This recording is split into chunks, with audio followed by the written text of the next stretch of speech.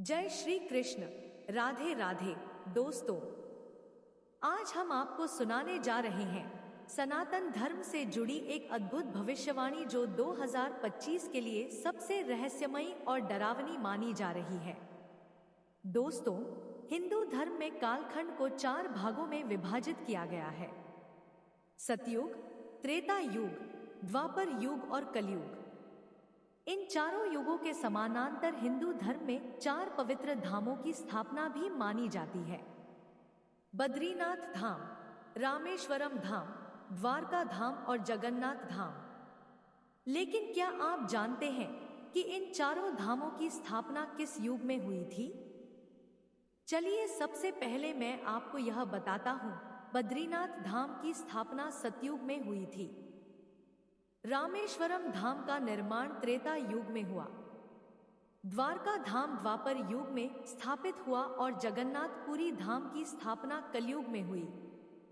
इन चारों धामों में एक बात सामान्य है: इन सभी धामों की स्थापना भगवान विष्णु के विभिन्न अवतारों ने की है। दोस्तों, आज हम बात कर रहे हैं कलयुग के विशेष धाम जगन्नाथ धाम की। जो भी मनुष्य भगवान जगन्नाथ जी के रथ पर सवार होकर उनके दर्शन करता है, उसे पुनर्जन्म के चक्र से मुक्ति प्राप्त होती है। सृष्टि का निर्माण, संचालन और विनाश त्रिदेवों की जिम्मेदारी होती है। भगवान ब्रह्मा इस ब्रह्मांड का निर्माण करते हैं, भगवान विष्णु इसका संचालन करते हैं, और जब यह सृष्टि पाप के भार से असंतुलित हो जाती है तब भगवान शिव इसका विनाश करते हैं। लेकिन क्या आप जानते हैं कि सृष्टि की शुरुआत में सभी देवता धरती पर ही निवास करते थे? भगवान विष्णु बद्रीनाथ में स्नान करते थे, द्वारका में वस्त्र बदलते थे, जगन्नाथपुरी में भोजन करते थे और रामेश्वरम में विश्राम करते थे। भगवान शिव कैलाश पर्वत पर अपने परिवार के साथ निवास करते थे। परंतु जैसे जैसे युग बदलते गए, पृथ्वी पर पाप की मात्रा भी बढ़ती चली गई। जैसे ही कलयुग का आरंभ हुआ, विनाश की छाया पृथ्वी पर मंडराने लगी और एक एक करके सभी देवता भूलोक को छोड़ने लगे। भगवान विष्णु के पृथ्वी से विदा लेने के बाद सृष्टि के संचालन की जिम्मेदारी भगवान जगन्नाथ जी के कंधों पर आ गई। अब जबकि हम कलयुग के अंधकार में युग में हैं, तो इस समय केवल 2 ही देवता जागृत रूप में हमारे बीच मौजूद हैं। पहले हैं परम शक्तिमान बुद्धि और बल के प्रतीक श्री हनुमान जी, जो अब भी जीवित हैं, और दूसरे हैं नाथों के नाथ प्रभु श्री जगन्नाथ जी। भगवान जगन्नाथ अन्य सभी देवताओं से भिन्न है। वे हमारे ही समान भोजन करते हैं, सोते हैं, खेलते हैं, विश्राम करते हैं, और कभी कभी तो वे बीमार भी हो जाते हैं और उन्हें उपचार की आवश्यकता पड़ती है। और सबसे अद्भुत बात यह है कि भगवान जगन्नाथ का पुनर्जन्म भी होता है। लेकिन क्या यह पुनर्जन्म एक संकेत नहीं है? क्या यह इस बात का संकेत नहीं कि कलयुग का अंत निकट है? जब पाप अपने चरम पर पहुंच जाएगा, क्या तब भगवान जगन्नाथ पुरी की धरती से उठकर संसार के विनाश की घोषणा करेंगे? क्या वे अपने नेत्रों से सृष्टि का लेखा जोखा कर रहे हैं और उचित समय आने पर इसे एक नई दिशा देने के लिए स्वयं आगे आएंगे? शायद वह समय अब दूर नहीं जब जगन्नाथ धाम से कलयुग के अंत की शुरुआत होगी। आज भी जगन्नाथपुरी में विराजमान भगवान जगन्नाथ अपने नेत्रों से इस संसार को देख रहे हैं, और जब समय आएगा तो उनका हर निर्णय इस सृष्टि का भविष्य तय करेगा। जब आप भगवान जगन्नाथ जी को देखेंगे तो आपको यह जानकर आश्चर्य होगा कि उनकी मूर्ति अधूरी है और फिर भी उसकी पूजा होती है। यह और भी चौंकाने वाली बात है, क्योंकि हिंदू धर्म में अधूरी मूर्ति की पूजा वर्जित मानी जाती है। परंतु ऐसा क्यों है? भगवान विष्णु के हाथों में सदैव शंख और चक्र होते हैं, और इसी प्रकार भगवान जगन्नाथ जी के हाथों में भी शंख और चक्र विराजते हैं। दोस्तों, क्या आप जानते हैं कि भगवान जगन्नाथ जी भी एक दिन इस धरती को छोड़ देंगे? जी हाँ, वो समय निकट है जब कल्कि अवतार का जन्म होगा और उस क्षण भगवान जगन्नाथ पुरी मंदिर को भी अलविदा कह देंगे। आखिर क्यों कल्कि अवतार भी जगन्नाथ पुरी मंदिर आएंगे? दोस्तों, हमारा देश भारत रहस्यों से भरा हुआ है। हमारी सभ्यता जितनी प्राचीन है उतनी ही प्राचीन है हमारे मंदिर, जो हजारों सालों से अपने भीतर अनेक रहस्य समेटे हुए हैं। भारत का शायद ही कोई मंदिर हो जो वैज्ञानिक या आम लोगों की चर्चा का विषय ना बना हो। बद्रीनाथ धाम, जिसे जगत के पालनहार भगवान विष्णु का 8वां बैकुंठ कहा जाता है, वहीं दूसरी तरफ जगन्नाथपुरी धाम को धरती का पहला बैकुंठ माना जाता है। उड़ीसा के तटीय शहर पुरी में स्थित यह विश्व प्रसिद्ध मंदिर भगवान विष्णु के अवतार श्री कृष्ण को समर्पित है। यह पौराणिक मंदिर अपने आप में अद्वितीय और अलौकिक है। 800 साल से भी अधिक पुराने इस मंदिर में ऐसे ऐसे रहस्य छुपे हुए हैं जो आपको स्तब्ध कर देंगे। आपको यह जानकर हैरानी होगी कि भगवान श्री कृष्ण का हृदय आज भी जीवित अवस्था में धड़क रहा है। भगवान श्री कृष्ण को 16 कलाओं से युक्त ईश्वर का पूर्ण अवतार माना जाता है। हालांकि वे सर्वत्र व्याप्त हैं, लेकिन उनके अवतार शरीर का हृदय आज भी इस संसार में धड़क रहा है। कहा जाता है कि जब भगवान श्री कृष्ण ने अपनी देह का त्याग किया तब उनका अंतिम संस्कार किया गया था। उस समय उनकी देह पूरी तरह से पंच तत्व में विलीन हो गई थी, लेकिन उनका हृदय नष्ट नहीं हुआ। अग्नि के प्रचंड ताप में भी उनका हृदय वैसे का वैसा ही रह गया, धड़कता हुआ एक जीवित व्यक्ति की तरह। इस रहस्यमय सत्य ने पुरी के इस मंदिर को और भी विशेष बना दिया है, क्योंकि भगवान श्री कृष्ण का यह अमर हृदय आज भी जगन्नाथपुरी धाम में संरक्षित है। यही वह स्थल है जहां धरती पर भगवान का यह अमर अंग मौजूद है, जो कलयुग में भी एक अनूठी आस्था और श्रद्धा का प्रतीक बना हुआ है। कहा जाता है कि भगवान श्री कृष्ण की मृत्यु के बाद उनके शरीर का अंतिम संस्कार एक आदिवासी शिकारी जरास द्वारा किया गया था, परंतु इस अद्वितीय घटना के दौरान श्री कृष्ण का हृदय अग्नि में जलने से बच गया। परंपरा के अनुसार इस हृदय रूपी पिंड को जल में प्रवाहित कर दिया गया, जहां इस हृदय ने एक लकड़ी के लट्ठे का रूप ले लिया। इस पवित्र लट्ठे को भगवान जगन्नाथ के भक्त राजा इंद्रदुम्न ने पाया और उन्होंने भगवान विश्वकर्मा के हाथों इसे भगवान जगन्नाथ की मूर्ति के भीतर स्थापित करवाया। यह कहा जाता है कि भगवान श्री कृष्ण का हृदय आज भी जीवित है और भगवान जगन्नाथ की काठ की मूर्तियों के भीतर धड़क रहा है। भगवान जगन्नाथ के इस रहस्य को आज तक कोई पूरी तरह से समझ नहीं पाया है। हर 12 साल में भगवान जगन्नाथ की मूर्तियों को बदलने की परंपरा निभाई जाती है, जिसे नवकवर कहा जाता है। इसे भगवान जगन्नाथ के पुनर्जन्म के रूप में भी देखा जाता है। जब इस प्रक्रिया को अंजाम दिया जाता है तो पूरे शहर की रोशनी बंद कर दी जाती है। बिजली के बंद होने के बाद मंदिर के पूरे परिसर को कड़ी सुरक्षा में घेर लिया जाता है, जिसमें सीआरपीएफ और सेना की देखरेख होती है। इस दौरान मंदिर में कोई भी प्रवेश नहीं कर सकता। पुजारी की आंखों पर पट्टी बांध दी जाती है और उनके हाथों में मोटे दस्ताने पहनाए जाते हैं। इस घोर अंधकार के बीच पुजारी भगवान श्री कृष्ण के हृदय को, जिसे ब्रह्मा पदार्थ कहा जाता है, निकालते हैं और इसे नई मूर्ति में स्थापित करते हैं। यह ब्रह्मा पदार्थ सदियों से एक मूर्ति से दूसरी मूर्ति में स्थानांतरित किया जाता रहा है, लेकिन इस रहस्यमय प्रक्रिया का सही उत्तर आज तक नहीं मिल पाया है। यहाँ तक कि ब्रह्मा पदार्थ को बदलने वाले पुजारी भी यह नहीं जानते कि वे किस चीज को छू रहे हैं, क्योंकि उनके हाथों में दस्ताने होते हैं और आंखों पर पट्टी बंधी होती है। लेकिन वे इतना जरूर कहते हैं कि यह पदार्थ किसी जीवित प्राणी की तरह उछलता है। पुरी के मंदिर में जो भी अद्भुत और रहस्यमय घटनाएं होती हैं, वे इसी ब्रह्मा पदार्थ के कारण होती हैं। इसमें भगवान श्री कृष्ण की सभी दिव्य शक्तियां समाहित हैं। कहा जाता है कि जब कलयुग का अंत निकट होगा और कल्कि अवतार का जन्म होगा, तब जगन्नाथ पुरी मंदिर समुद्र में समा जाएगा। उस समय भगवान जगन्नाथ की मूर्तियों को क्षेत्रीय पढ़ा नामक स्थान पर स्थानांतरित कर दिया जाएगा। इसी दौरान कल्कि अवतार जगन्नाथ पुरी मंदिर के अंदर रखे ब्रह्मा पदार्थ से सभी दिव्य शक्तियों को अपने भीतर समाहित करेंगे और उसी क्षण ब्रह्मा पदार्थ का धड़कना हमेशा के लिए बंद हो जाएगा। यह वही दिन होगा जब सृष्टि का एक नया अध्याय शुरू होगा। आइए अब आधुनिक विज्ञान के दृष्टिकोण से समझने की कोशिश करते हैं कि यह ब्रह्मा पदार्थ आखिर क्या है। हम सभी जानते हैं कि मां के गर्भ में पिता के शुक्राणु से अंडाणु के निषेचन के बाद शरीर का निर्माण शुरू हो जाता है। शरीर का निर्माण तो जारी रहता है, लेकिन उस शरीर में धड़कन 2 से 3 महीने के बाद शुरू होती है।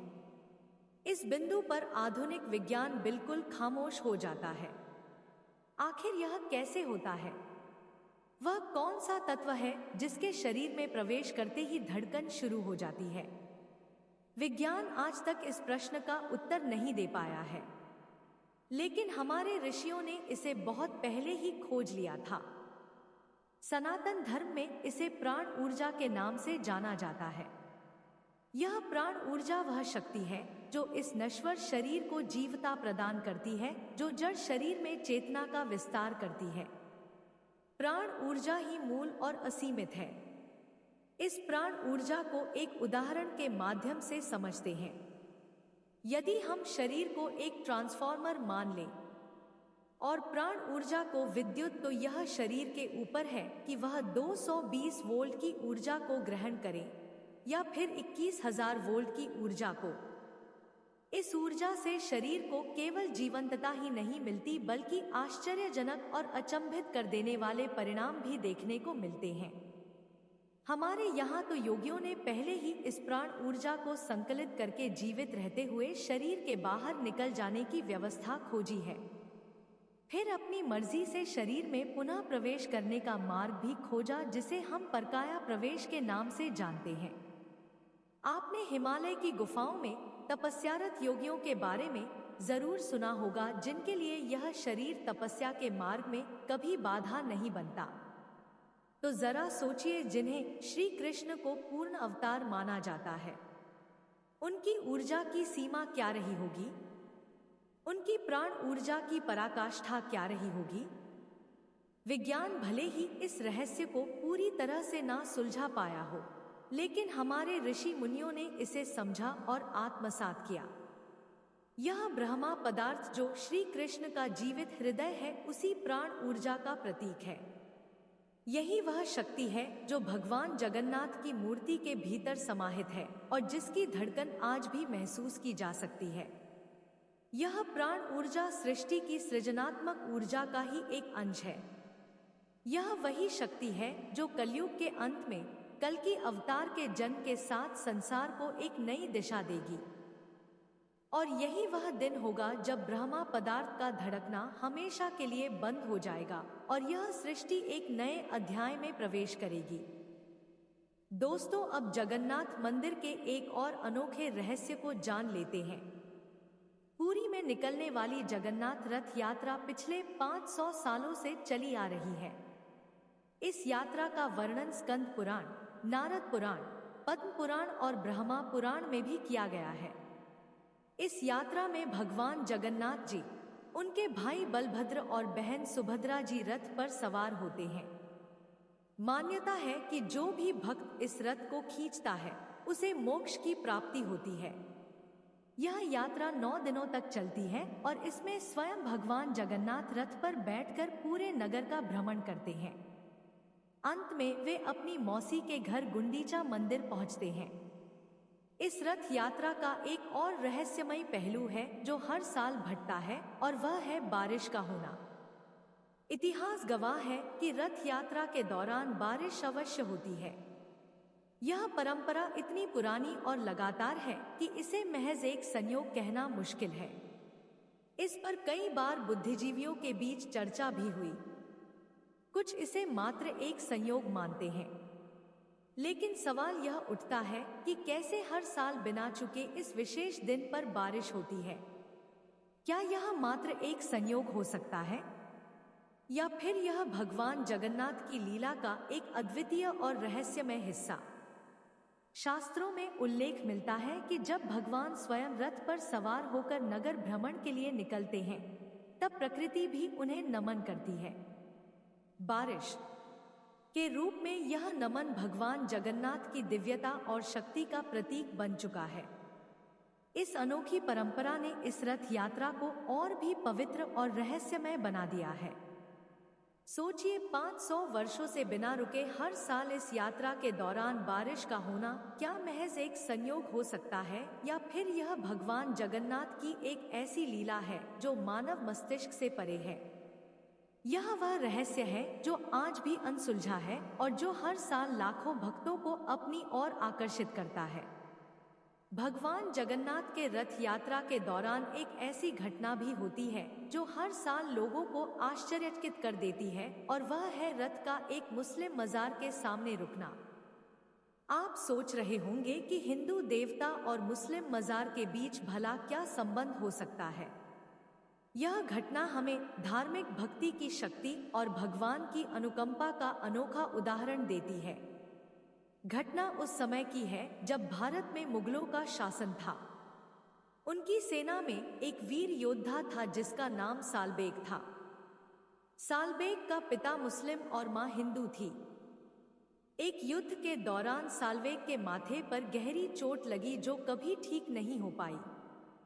इस चोट की वजह से उसे सेना से निकाल दिया गया।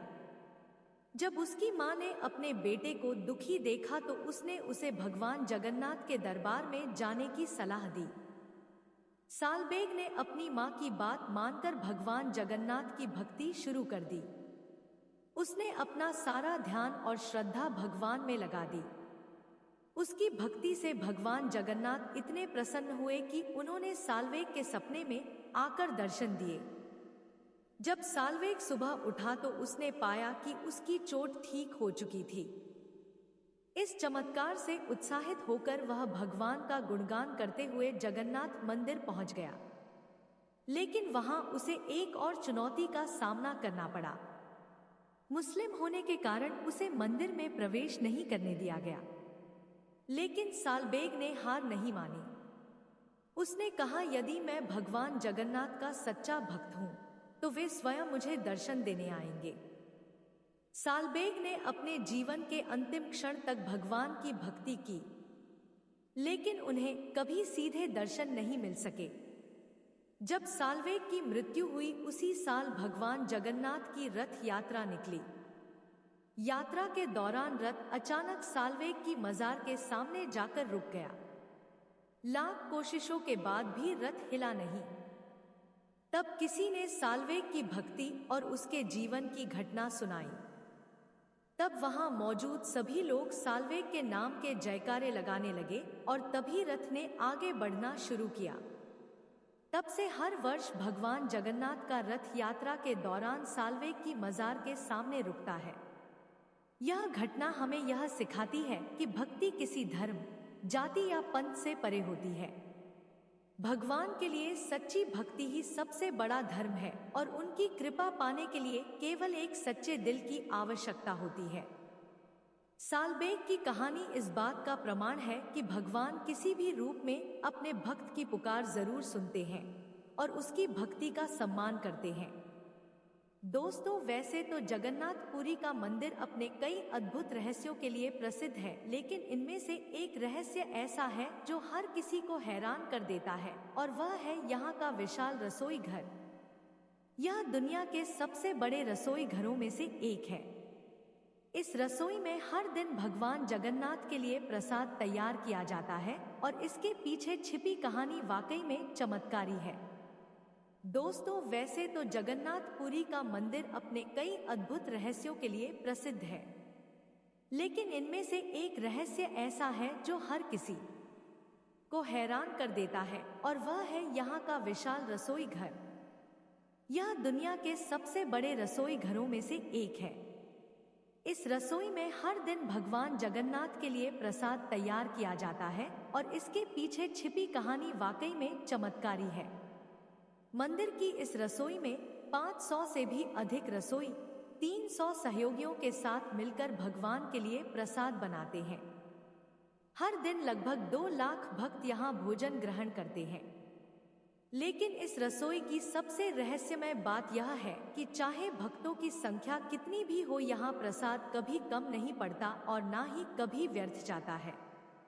कहते हैं कि इस रसोई में बनने वाला प्रसाद भले ही कुछ हजार लोगों के लिए ही क्यों ना बना हो, लेकिन यह लाखों लोगों का पेट भरने के लिए पर्याप्त होता है। सुबह से ही श्रद्धालुओं की भीड़ मंदिर में उमड़ने लगती है, लेकिन जैसे जैसे दिन बढ़ता है प्रसाद की मात्रा में कोई कमी नहीं आती। हर एक भक्त को भरपेट प्रसाद मिलता है और शाम होते होते यह प्रसाद भी बिल्कुल ठीक समय पर समाप्त हो जाता है। लोगों का मानना है कि यह भगवान जगन्नाथ का चमत्कार है। यह रसोई न केवल भक्तों की भूख मिटाती है बल्कि एक दिव्य अनुभव भी प्रदान करती है। इस रसोई का संचालन और यहाँ बनने वाले प्रसाद का रहस्य आज तक कोई समझ नहीं पाया है। यह चमत्कार हमें यह सिखाता है कि सच्चे भाव और भक्ति से बनाई गई हर चीज, चाहे वह भोजन हो या प्रेम, उसकी मात्रा और प्रभाव अनंत हो सकता है। भगवान जगन्नाथ का यह अनोखा रसोई घर न केवल श्रद्धालुओं को प्रसाद प्रदान करता है बल्कि उनके मन में श्रद्धा और विश्वास की लौ को और भी प्रज्वलित करता है। दोस्तों, जगन्नाथपुरी मंदिर के गुंबद की छाया का अदृश्य होना भी एक बड़ा रहस्य बना हुआ है। गुंबद की छाया का अदृश्य होना कोई साधारण बात नहीं है। यह रहस्य विज्ञान और वास्तुकला के नियमों को चुनौती देता है और हर किसी को अचंभित कर देता है। यह मंदिर न केवल अपनी भव्यता के लिए जाना जाता है बल्कि इसकी ऊंचाई और संरचना भी इसे अद्वितीय बनाती है। 214 फुट की ऊंचाई के साथ यह मंदिर 4 लाख वर्ग फुट के क्षेत्र में फैला हुआ है। इतने विशाल और ऊंचे मंदिर के गुंबद की छाया कभी दिखाई नहीं देती, चाहे दिन का कोई भी समय क्यों ना हो। ऐसा लगता है जैसे हमारे पूर्वजों ने इस मंदिर की संरचना में कोई अनदेखा जादू छुपा दिया हो। 7वीं सदी में निर्मित इस भव्य मंदिर का वास्तुशिल्प हमारी प्राचीन सभ्यता की उत्कृष्ट इंजीनियरिंग का उदाहरण है। यह सोचने पर मजबूर करता है कि हमारे पूर्वज कितने महान इंजीनियर रहे होंगे जिन्होंने इस तरह की अद्भुत संरचना का निर्माण किया। पुरी का यह मंदिर न केवल एक धार्मिक स्थल है बल्कि यह हमारी प्राचीन सभ्यता के अद्वितीय ज्ञान और वास्तुकला का जीवंत उदाहरण भी है। इसके गुंबद की अदृश्य छाया हमें यह सिखाती है कि हमारे पूर्वजों के पास एक ऐसा ज्ञान था जो आज भी विज्ञान और तर्क से परे है। दोस्तों, जगन्नाथपुरी के मंदिर में एक और ऐसा रहस्य है जो न केवल आपको चकित करेगा बल्कि इस महान मंदिर की दिव्यता और पवित्रता को और भी अधिक बढ़ा देगा।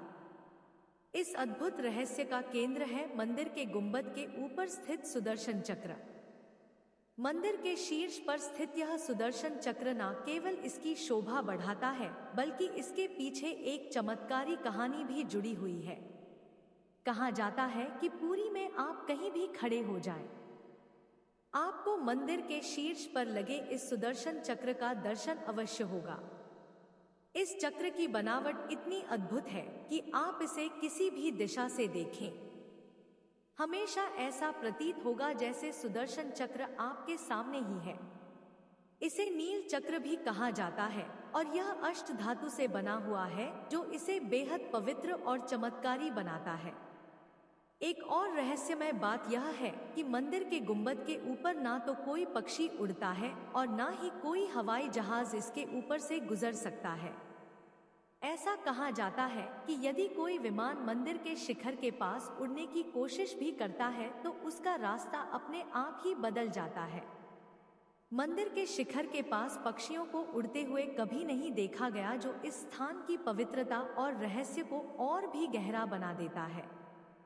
प्रेम से बोलिए जय श्री जगन्नाथ, जय श्री हरि विष्णु। ऐसे ही और भी रोचक और आध्यात्मिक वीडियो के लिए चैनल को सब्सक्राइब कर लें। दोस्तों, आपको यह कथा कैसी लगी? कृपया कमेंट करके जरूर बताएं। वीडियो पसंद आया हो तो लाइक करें और अपने दोस्तों के साथ शेयर करें। कमेंट बॉक्स में जय श्री जगन्नाथ लिखना ना भूलें। फिर मिलते हैं एक और दिलचस्प वीडियो के साथ। धन्यवाद। जय श्री कृष्ण। राधे राधे।